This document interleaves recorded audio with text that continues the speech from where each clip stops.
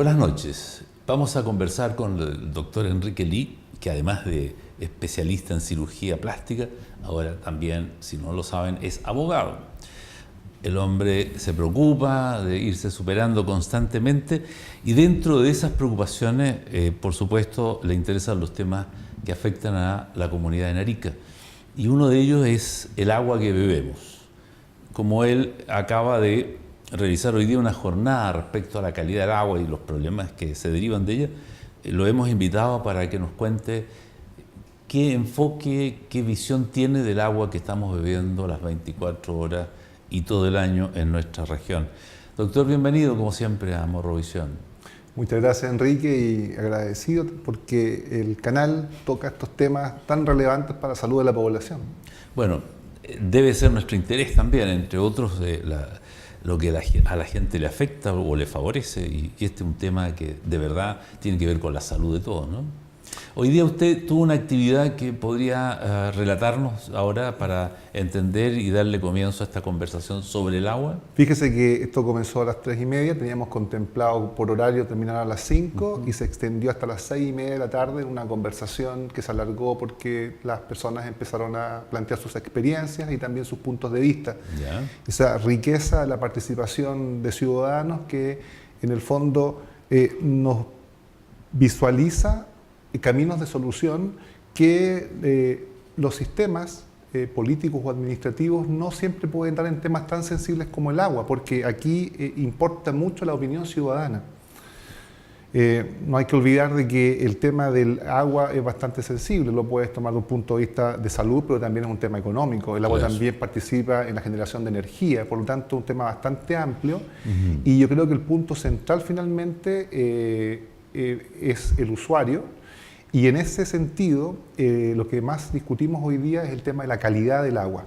¿Dónde se realizó, perdón, este encuentro y cuánta gente asistió, más o menos, para poder tener una... Sí, 35 personas que nos reunimos en el auditorio de la Facultad de Ciencias de la Salud. ¿Ya? Y de variada índole, había pobladores, dirigentes sociales, abogados, ingenieros comerciales. Fue bastante rica la conversación que se generó, hubo mucha participación. Y se entregó primero una pequeña charla para visualizar el problema a nivel macro, sí, y finalmente nos fuimos en los detalles de lo que nos interesaba, que era la calidad del agua. Yeah. Fíjate, Enrique, que hoy día acá que me colocan gentilmente un vaso con agua. Yo hoy día no tengo ninguna seguridad real, sí, de la calidad del agua que estoy bebiendo. Esa es una realidad. Perdón, esa agua la estamos sacando nosotros de un pozo. De pozo. Es muy buena. Pero la realidad es que nosotros, en respecto a la calidad del agua, nos regimos por una normativa que además recoge las recomendaciones de la Organización Mundial de la Salud y las recoge bastante bien. Es decir, la OMS, por ejemplo, nos indica que el nivel de arsénico debe ser como límite 0,01 miligramos por litro, sí, o 10 microgramos por litro, cualquiera de las dos unidades, y eso lo recoge la norma chilena. El tema es que eso está en la ley, pero la forma de medición es en donde nosotros estamos con algunos reparos. ¿Tienen dudas? Tenemos dudas fundadas en qué sentido. Primero, en que el laboratorio que hace el análisis de esa agua es el mismo laboratorio de la sanitaria, de la empresa que nos provee el agua. Es decir, acá tenemos prácticamente un... Perdón. Salud. Yes. Un juez y parte. Sí. Es decir, yo tengo la obligación como sanitaria de entregar un agua, por ejemplo, ya que tocamos el tema del arsénico, con 0,01 miligramos por litro, pero si usted es la superintendencia, soy yo el que mido ese arsénico y le entrego a usted un informe. Yeah. Usted comprenderá que es bastante... no hay que ser muy suspicaz, digamos, para entrever de que pudieran haber alteraciones, porque hay un castigo que la sanitaria se expone si es que no cumple la norma. Luego, si es que yo tengo un agua que escapa a la norma, tengo algunos beneficios, ¿no es cierto?, si es que altero esos resultados. ¿Cómo usted sabe que esos resultados no están alterados? Por otro lado, también en relación al arsénico, la empresa sanitaria está entregando permanentemente los valores límites. Es decir, la Organización Mundial de la Salud nos dice que el límite del arsénico es de 0,01 y la sanitaria nos indica mes a mes y mes a mes permanentemente Sí. 0,01, 0,01, 0,01. Es bastante curioso que siempre el valor sea el mismo, pero además si usted revisa los informes de la sanitaria, el 0,01 es un valor promedio. Ya. Es decir, ¿cómo sabe usted? Pudo haber subido, pudo haber bajado y se informa el promedio de aquello. Si el promedio es 0,01, yo entonces debo aceptar de que en varias oportunidades el valor tiene que haber sido superior a 0,01 Ya. para que el promedio me Claro. dé exactamente 0,01, ¿verdad? Sí. Por otro lado, entonces, planteamos que sería interesante que la sanitaria, además del promedio, nos indique los valores de rango, es decir, cuál fue el valor mínimo y el valor máximo de todas las muestras de agua. ¿Cómo se movió en el tiempo? Sería estadísticamente bastante razonable, porque bueno, quienes trabajamos en salud sabemos la importancia también de los rangos, no nos podemos basar solamente en promedios de muestras. Claro. Y además hay otro aspecto que es bastante interesante conocer, y es que en Arica tenemos básicamente dos fuentes de agua. Tenemos una fuente que proviene del río Yuta, Sí. o del sector de Yuta, y otra del sector de Azapa. Claro. Dos fuentes diferentes y que es muy probable que sus calidades sean distintas. Luego, entregar un promedio de el agua que proviene de dos fuentes distintas no deja de ser también curioso. Lógico sería que la entidad fiscalizadora solicitara los promedios de cada fuente por separado, Por separado, ¿verdad? ya. De otra manera, podríamos suponer de que en un sector de la ciudad de Arica se estuviera consumiendo agua de muy buena calidad, pero en otro sector de muy No mala tanto. calidad, y el promedio cumple la norma. Y como cumple la norma, siempre va a haber un sector que va a seguir consumiendo agua de mala calidad. Entonces, hay varios detalles que en realidad, con un poco de sensatez, la autoridad pudiera mejorar con un poquito de voluntad. Acá no se requiere modificaciones legales importantes, sino basta con una solicitud de la misma Superintendencia de Servicios Sanitarios a la sanitaria para que mejore la entrega de la información de algunos parámetros. De acuerdo. Ahora, todas estas dudas, ¿por qué no se han resuelto de una manera anticipada? Digo, si la autoridad sanitaria confía en el laboratorio de la empresa sanitaria, debe tener sus razones. Si no se ha preocupado de la calidad o la seguridad que entrega ese laboratorio, un problema de la autoridad. Entonces, no sé, me da la impresión de que en todo caso debería haber una evaluación independiente, ¿no?, de ambos, tal vez, ¿no?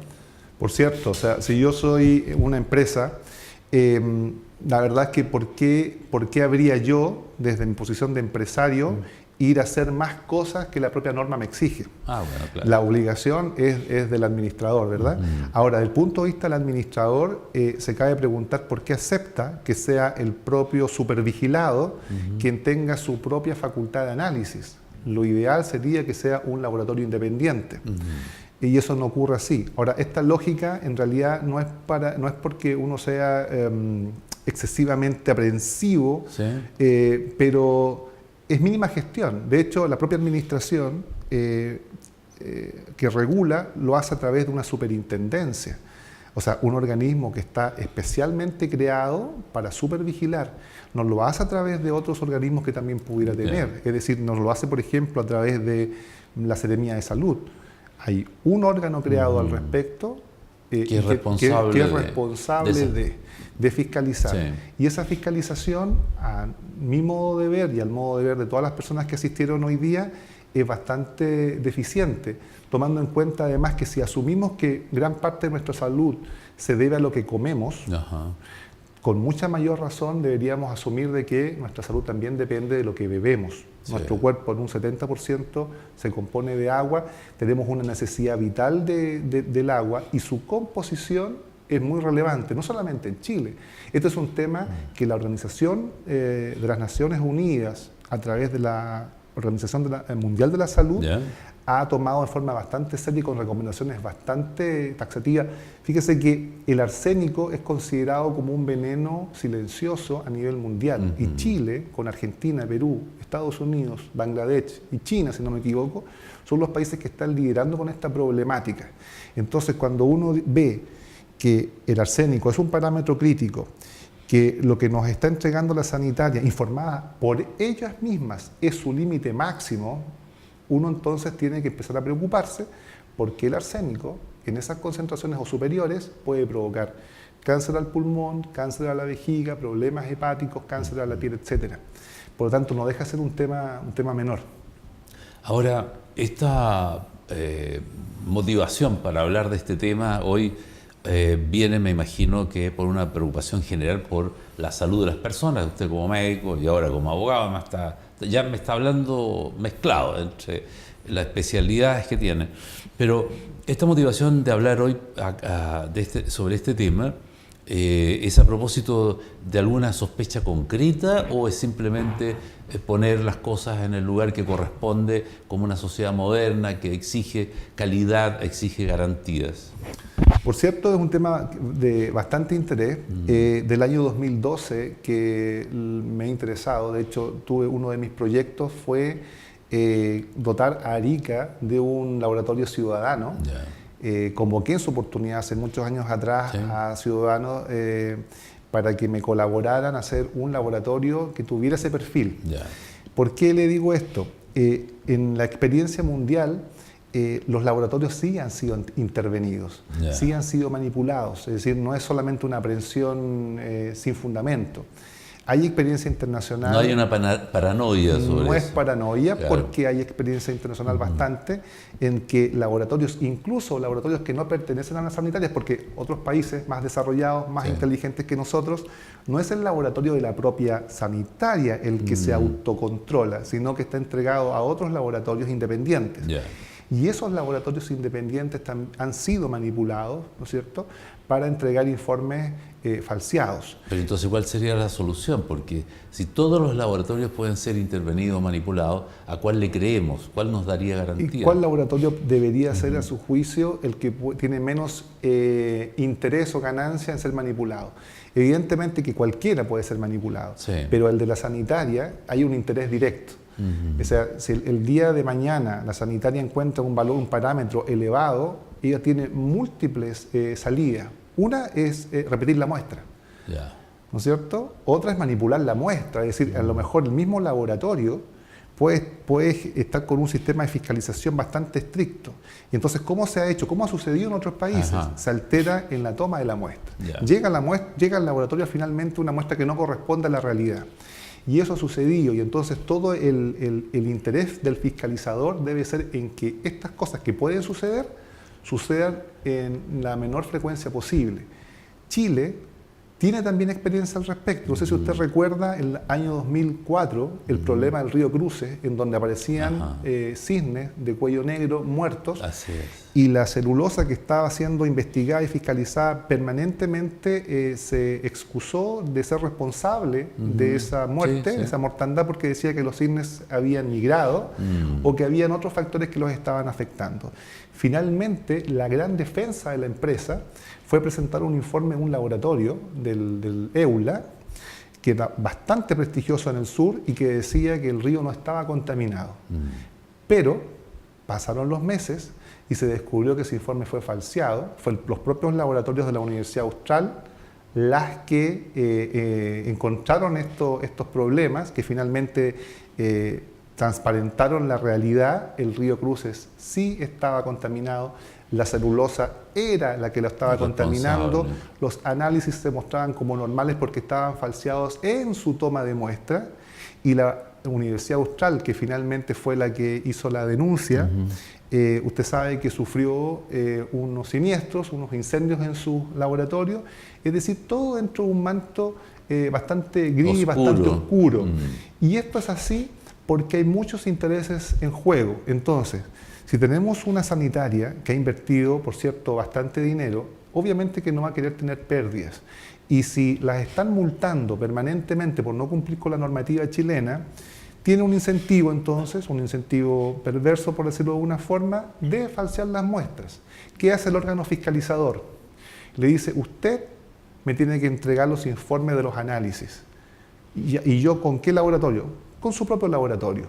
Entonces eso no cuadra, no resulta lógico, no resulta razonable. Sin embargo, como decíamos, no es una culpa de la empresa. La normativa chilena, la legislación chilena se lo permite. Sí. Y permitiéndoselo, bueno, si no hay mayor exigencia lo van a hacer. Doctor, usted me va a permitir que yo sea también un poco el abogado, pero el abogado del diablo aquí. Claro. Está bien, privado puede tener intenciones como las que usted ha descrito y puede ser muy razonable toda la argumentación, pero recordemos también que la autoridad del Estado, y particularmente en el Hospital Juan Noé Crevani, cuando se descubre el tema de los polimetales, se alteraron los resultados de los exámenes de sangre para decir que no había tal contaminación de arsénico, ni de plomo, ni de nada. Entonces, al final uno dice, bueno, ¿y a quién le cree? O sea, si el propio especialista y el hospital que tiene la responsabilidad de velar por la salud de los ciudadanos incurren en esas prácticas por dar un resultado y una estadística que no perjudicara pues, a las autoridades de turno, entonces, ¿en quién creemos? Tocamos ese tema también en la charla de la tarde porque precisamente es cierto, la autoridad, la dirección del Servicio de Salud de la época, primero negó la existencia de contaminación, después esos análisis fueron escondidos. Así es. Después aparecieron, pero falseados, se les corrió una coma, no sé si usted recuerda. Por supuesto. Y finalmente todo salió a la luz pública y se supo la verdad. Hubo contaminación en Arica, lamentablemente no hubo sancionados, pero lo cierto es que conocimos la verdad. Ya. Ese es otro fundamento para tener una instancia de análisis de un laboratorio que sea de corte ciudadano, porque usted ya ve, el hecho de que haya un laboratorio que esté a cargo de la administración del Estado tampoco nos da seguridad, porque también hay intereses creados. Políticos de repente. Hay intereses políticos, a veces también el Estado por una legislación muy exigente y también se amarra, porque si yo, por ejemplo, Estado, digo, mire, a esta sanitaria, si le encuentro el arsénico alto, la voy a multar. A la segunda vez, la voy a multar al doble. A la tercera vez la voy a tener que hacer ¿qué cosa? ¿Cerrar? ¿Puedo cerrar una sanitaria? No, imposible. Es imposible. Claro. Entonces, porque si yo, Estado, cierro la sanitaria, tengo a toda la población protestándome por mi ineficiencia, sin agua para la subsistencia y protestando por mi ineficiencia en mi administración, ¿no es cierto? De no precaver, de no prever que la empresa sanitaria es incapaz de entregarme un elemento de buena calidad. Entonces hay también un incentivo perverso para la administración, para no quedar como una mala administradora. Hay un incentivo para la empresa, para falsear, para no pagar las multas. Sí. Entonces finalmente, ¿quién es el único interesado de que esta agua sea de buena calidad? Somos nosotros consumidores. Claro. Entonces, reunidos en alguna organización ciudadana, que podamos tener el control. No digo que a lo mejor el laboratorio sea de propiedad de los ciudadanos, un poco eso es más complejo, es complejo, pero puede una organización ciudadana estar como veedora o fiscalizadora, con su posición ciudadana, del buen funcionamiento de un laboratorio. Me va a disculpar, pero yo pienso que una agrupación ciudadana, y si vemos sus reacciones en las redes sociales, a mí no me da ninguna confianza. Ahora, si esa agrupación es solo una directiva preocupada de estar atento a problemas como este, y utiliza, por ejemplo, un laboratorio independiente en Estados Unidos o en Alemania para llevar muestras, yo tendería a creer de que ahí tengo más posibilidad de que no me mientan, ¿no? Pero ellos haciendo manejo de un laboratorio o ellos eligiendo un laboratorio para determinar qué calidad de agua estamos bebiendo. Imagínese usted que de todas las directivas de las juntas de vecinos se elija uno o algunos representantes. Que las universidades, además, todas las universidades, no solamente una, elijan algún representante. Que organizaciones de salud, algunos colegios profesionales, elijan representantes. Colegio médico, por ejemplo. Y esa comisión perfectamente pueda decidir en forma casi aleatoria dentro de los laboratorios acreditados dónde enviar una contramuestra que pueda compararse con el propio laboratorio. O a un par de laboratorios, no uno solo, o a un par de laboratorios. Claro. Porque finalmente la obligación de la empresa sanitaria es tomar muchísimas muestras en forma periódica, pero si yo quiero fiscalizar no necesariamente tengo que hacer lo mismo en volumen y en frecuencia. Basta que yo en forma aleatoria elija algunas muestras en determinado periodo de tiempo y elija además laboratorios en forma aleatoria. Puede que también podamos cambiar de laboratorio para hacer un poco más transparente, y eso pueda servir como un desincentivo a la sanitaria para intentar, si es que lo ha hecho, alterar no hacerlo, porque si sale entonces pillada, digamos, en su falseamiento, la sanción puede ser mucho mayor. Claro. Y de hecho, ahí en ese caso, no solamente incurriría en transgredir la norma, en su obligación de tener un agua libre de contaminantes, sino que además ya incurriría en un delito, ¿no es cierto?, de falsear un documento de uso público en contra de la salud de las personas. Que para eso la ley establece multas y sanciones, evidentemente. Por cierto. Y tendría el castigo de la ciudadanía, porque estaría una comisión que la representa, según usted dice. Doctor, el tiempo en televisión, usted sabe, es bastante complejo. Me parece que la preocupación es válida, como todas las preocupaciones que tienen que ver con la calidad de vida de las personas, y usted como médico, por supuesto que está en mejores condiciones que yo para definir qué es lo que es un riesgo o no y qué preocupaciones en ese ámbito de la salud deberíamos tener todos los ciudadanos.